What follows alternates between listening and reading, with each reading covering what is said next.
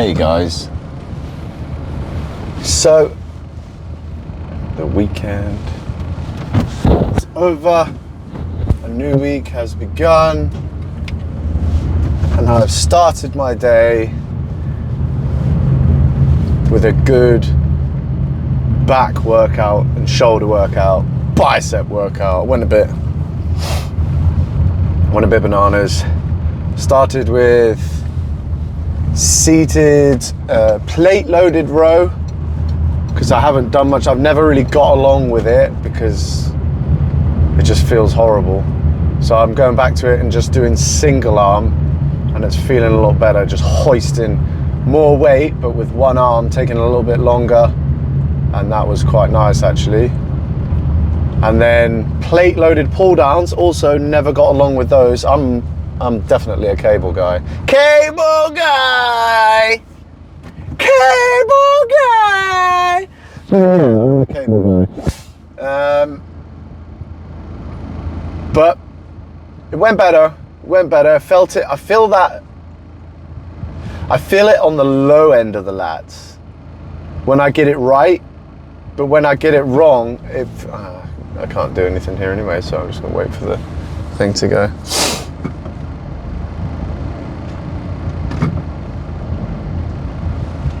I feel it at the low end of the lats, but then when it starts going wrong, I feel it at the top, but in a not very good way. It just feels like it's just going to spread down my triceps and then just feels rank. But the cable, I can make it just feel like my whole lat from my armpit into my spine down to just above my hips is just all just going skadoosh, and it feels amazing.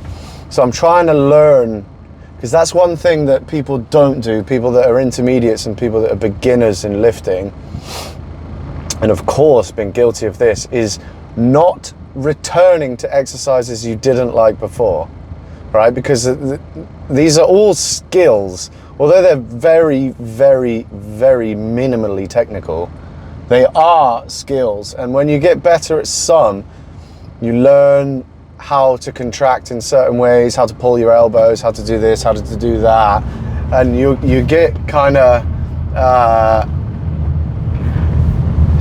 you get a feel for things, and it changes the way you do things.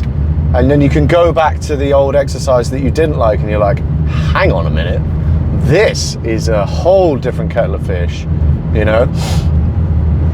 Like, I used to hate back extensions, and then took some time off, went back to it, and the back extensions for glutes for me, woo, forget about it. So after the pull downs, I did some seated cable rows just to check out the cable at that gym, and I thought I hated it. I do hate the fact that they've got plastic handles. I don't like that. Metal handles, please. And this guy trying to overtake on a 50 while I'm going 50 in a busy place is kind of silly. But yeah, weird thick handles. What gyms need to understand is that the barbell is the width of a barbell for a reason. It's the width of the thing. It's the width that is best for humans to pick up as much weight as humanly possible, right? Any thinner, and it's going to destroy your hands and break your bones. Any thicker, and you're going to mash up the ligaments and nerves in your wrist and possibly tear your biceps. And then in the middle, you have the barbell, which is the perfect size, perfect diameter to hoist as much weight as possible with the minimal risk of injury. So when they design, or when you buy grips or dumbbells or handles for machines, just look at the width, and if it's bigger or smaller than a barbell, then just don't get it. And I don't get why people are doing this, other than you can just get fat grips. If you're gonna be like kinky with it, just get some fat grips. But if not, just why ruin a perfectly good exercise, you know? And when it's extra thick and then super slick. You're just trying to ruin everyone's session. So that annoyed me about the seated row that I did earlier, but I had some straps with me, so chuck those on, and the angle of the machine was really nice, so that was cool. And then I did bent over rows and lateral raises and then shoulder press, and that was cool. Plate loaded shoulder press was very nice. Managed to shift a lot more weight than I thought I was going to be. The thing that's confusing me at the moment is that my neck, my back, I'm not going to do it, my neck is in a very bad way. Yesterday I was sat in church and I literally just had to put my head back like this and just let it rest because my neck was pulsating. After pads on Saturday, my neck was throbbingly painful. It was extremely painful. When I hold pads, I move around, I do small movements, my neck can just be so painful, mostly after pads. But the smooth push of lifting weights causes me absolutely no pain whatsoever, but holding pads is a completely different level of pain. So that's the problem, because I can't hold pads. I've got physio tomorrow, and I've said I can't do pads this week. I'm in too much pain, and I just hope no one sees me doing a session and thinking like, is he just being lazy because he said no pads and here he is hoisting weights? No, it's just one of those things. The lifting weights is causing me absolutely no jip whatsoever, but the pad work is to a degree literally crippling me a little bit. And then I did biceps. I've lost a little bit of weight, lost a little bit more fat, feeling really good about it, to be honest. Going through that stage now when I'm getting lighter but looking bigger, which is a phenomenon that anyone that's ever been on a cut before knows about. That when you start losing weight, itchiest nose ever. Do you want to just go in your lane? Nice. When you start getting leaner, for a few weeks you'll look bigger and bigger and bigger. So I'll go from like 85 kilos and I'll look bigger at 81 because of just like the shadows and the contours. So I'm enjoying that. I think some calls it the freaky stage, which is dope. So going through that, abs are more visible, very excited about that. And I've started doing a bit more of like multi-direction training, twisting and shouting, you know, heavy twists, loading up the body slightly differently, like one leg at a time. Just a bit of cool training for the guy with absolutely no attention. What else is on the program? Yeah, my adductors are smashed from that, my abs are smashed from that. So that's you all caught up with today's training. I might move around a little bit and just do some like skipping or something later, just get a little bit of this and that, just a little bit of footwork in. It's 12 and I'm very hungry, so a couple more hours to kill, and I'm gonna kill it with cleaning the gym, get it nice and fresh after the weekend. And then there's kids class, beginners Muay Thai class, and advanced Muay Thai class, which I'm excited for. Instagram is absolutely exploding at the moment, or exploding for my Instagram anyway. Went from, what did I go from? I think it was 2 weeks ago when I figured out a problem with my Instagram. I was on like 58.9 thousand followers, and now I've gone up to, I've just hit 66,000 followers, so that's very cool. I just need to figure out how to keep doing it. I don't get Instagram because I'll spend loads of time just being like, right, this needs to be fancy, it needs to look good, and I posted something. I thought it was dope, and it got like 100 likes, and I was like, I thought that was a real hitter. And then before I went to bed, I just posted like a little 8-second clip, like that I just went and just filmed it during the class, and it's got me like over 1,000 followers, and it's got 10,000 likes just from that. And I was like, I don't understand how this stuff works, but it's very important that I figure it out and find something that works for me. And this guy is going 30 and a 50, and it's starting to frustrate me a little bit. But it's important that I figure it out, because it's good for business, you know? It's good for business to keep spreading the page so people can see that the gym is here and that I do offer services of different sorts. So yeah, I need to just keep spamming Instagram on a regular occasion. I think I'm going to start trying to post something at 6 and something at around 9 o'clock at night, and see what that does, because this mistake that I made on Instagram has cost me thousands and thousands of followers. I essentially got flagged for hate speech. So what I did was go on a post that was about Bulgarian split squats and about them being like a horrible exercise, and then I just put like, haha, Bulgarians are evil. Forgot to put the split squats in there, and I got flagged for hate speech. So, so my Instagram has just been hemorrhaging followers, and I haven't been on the feed at all for like 2 years. And I didn't really even realize until a couple of weeks ago that all you need to do is just go on this part of Instagram and say, I agree that's outside the rules and regulations or whatever, community's guidelines, community standards are. Yeah, you know what I mean. And they're like, all right, fair enough, we'll start spreading your page again. So I don't know how I missed that, but I did, and I feel like a little bit of a turnip for it. But it is what it is.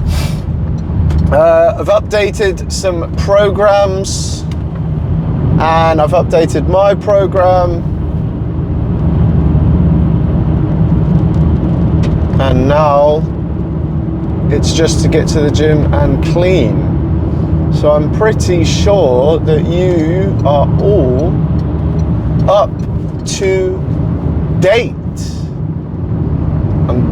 I need to weigh in, and I'm going to weigh in when I get to the gym, and then I'm going to weigh in just before I eat, because that's kind of when I'm weighing in right now. Because in the mornings, it's strange. In the mornings, I'm 63. No, 63. Come on now. It's been at least 13 years since I've been 63.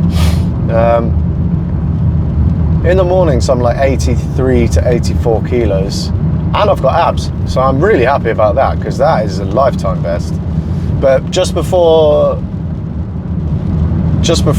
I eat for the first time and break the fast, I have been down as low as 81.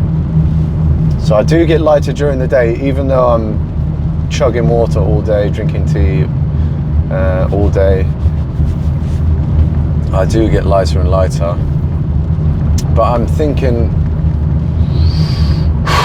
what we reckon, guys? I think by the time I step on the scales before lunch, I'm going to be around 80.6.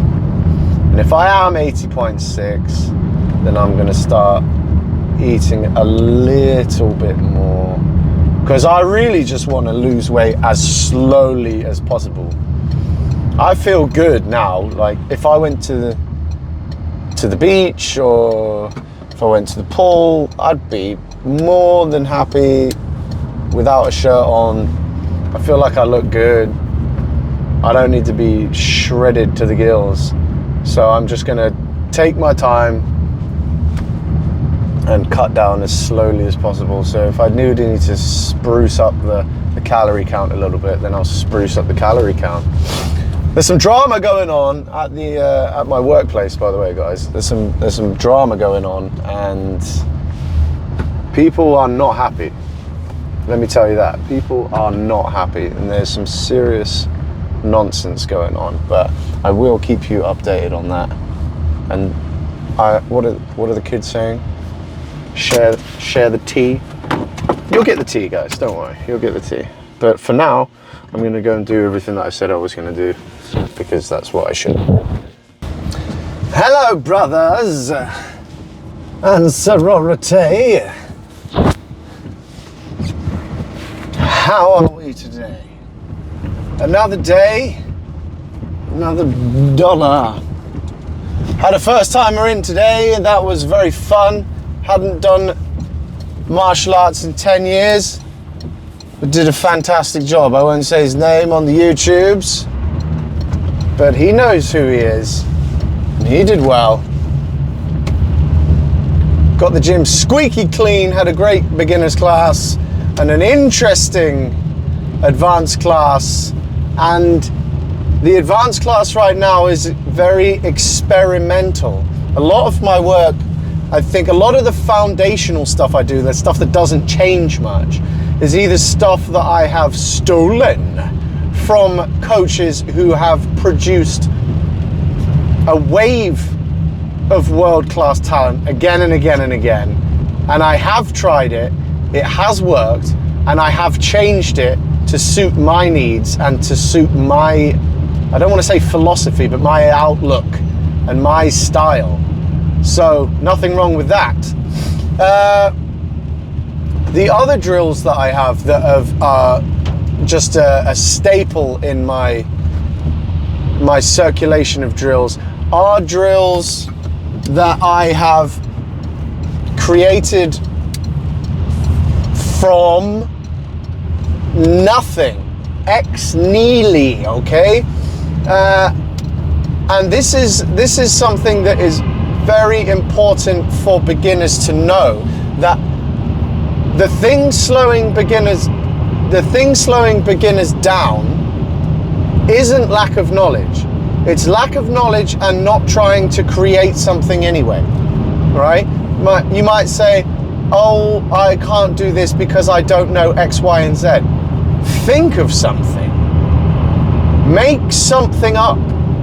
Try and create something. What do you think it is? A lot of my pad work, my original pad work, that I've adapted over a decade now, I think, has just simply come from me not having a clue what those really advanced guys were doing that I used to watch and fanboy over, and just thinking, I wonder what that means. I wonder what they're doing. I wonder what the point is. And just watching it again and again and again, and just trying to, first things first, just try and copy it, guys. Just completely copy it. Just be like, right, I'm copying that. I don't know what it means, but I'm going to try to find at least some sort of physical meaning or sense out of it through repeating something in a completely copy-paste fashion. And then you just gain some understanding from it. You're like, I think this might be focusing on X. And you're like, okay, well let's try this, and let's just take a part of that and see if I can make it my own and still really not know what's going on. All right, came over a bit Australian there, sorry guys, to the English speaking world. And then over time you will, if you don't understand the thing that you stole or the thing that you copied, you will at least understand better what you have created, you know? Because you'll be like, well, I'm none the wiser, but I understand the fact that we started to learn more about this when we started to do that. So, all right, so let's just go down the rabbit hole. So what is the rabbit hole? Well, it's Reddit, it's Instagram, it's YouTube, it's Warrior Collective, you know, it's a million coaches at your fingertips. It's bag work. You don't have to have a coach to understand things to some degree. And if you've got a coach as well, which you do need a coach, I'm not saying that you can educate yourself in martial arts by yourself. You can't, guys. No matter what people say, I just want to train at home, I train at home, I taught myself martial arts. No, you didn't. You taught yourself techniques. You cannot teach yourself martial arts by yourself properly. I'm just going to say it, and that's that. And if you have differing opinions, then I can't hear you. No, we could have a conversation about it because I'd love to hear it. But that's my opinion right now. And what's very important to me as a coach is watching students with autonomy, right? Seeing students that don't really have a clue, but have an idea. It's better to have an idea than a clue, because an idea will give you a lot of clues. Let me tell you guys. And I'm not self-taught. I did have a coach, but when it comes to martial arts drills, there is, I would say, I think 20 to 30% of my stuff is stolen and adapted, and that stuff is very important to me, and I'm very grateful, and it did boost me in a lot of ways as a coach. But 70 to 80% of my stuff, I would say, is pretty original, right? You see my stuff being reposted without mention on the Instagrams, which is fair enough. It's Instagram, you know. As soon as it's out there, someone can take it. But a lot of the stuff that I have posted has been rehashed and me not being mentioned. And I know this because a lot of my videos have had more saves than likes, you know, and more saves than sends, which means a lot of coaches have seen my stuff and gone, I'm not gonna like that because I intend to use it. I just leave the comment, stolen, not on someone else that's done the thing that I've done, but if I see a drill that I like, I will just tell that coach, I am stealing it because it's gold, right? But what I'm trying to say is that if you don't know what you're doing, do something until you understand what you are doing a little bit better. And then when you have that, YouTube your ideas or Google your ideas, and it will make more sense as you go. I used to get really annoyed at my father when I started doing my masters, because I just didn't know how to start my thesis. I didn't know what the first page should be. And I said, Dad, I don't know how to start my thesis. And he said, write something. That's how you start your thesis, is by writing something. And I said, yeah, I know, but I don't know what to write. And he said, something. And I said, yes, Dad, I understand, but I don't know what to write. He's like, no, you don't understand, you fucking idiot. You write something, anything, write 3 words, and if the words aren't good enough, you'll change them, and eventually they'll make sense. So if you don't know what to do, guys, as infuriating as this sounds, and I know it's infuriating because I've been on the wrong side of it, if you don't know how to start, if you don't know what to do something. If you're trying to be a coach, hold pads, do something. If you don't know what to do on the bag, do something. What do you want to get better at? Do something. Then after 10 minutes, do something else that is still that thing, and keep going. I assure you guys, this is how the greats get great. I'm not saying I'm a great, because I'm certainly not. One day, hopefully, I will be there. I'm considered in the lineup of people that at least had a great idea.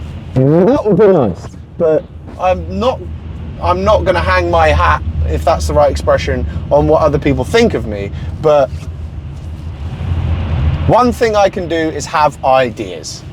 But the only reason I can have ideas is because I have ideas, you know? I look for ideas. And the one thing that makes the greats great is that they had ideas again and again and again and again. And having ideas is a skill.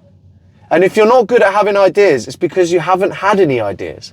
So have the worst idea. If you're trying to do something new, if you're trying to get good at something, what I need you to do tomorrow is have as many ideas about that thing as possible. And it does not matter what the idea is, how bad it is. When you have the idea, write it down. And if you're in the gym, for example, do it. If it's a dance recital, whatever, do it. Just do every idea that you have, as long as it's not going to immediately endanger your life or anyone around you.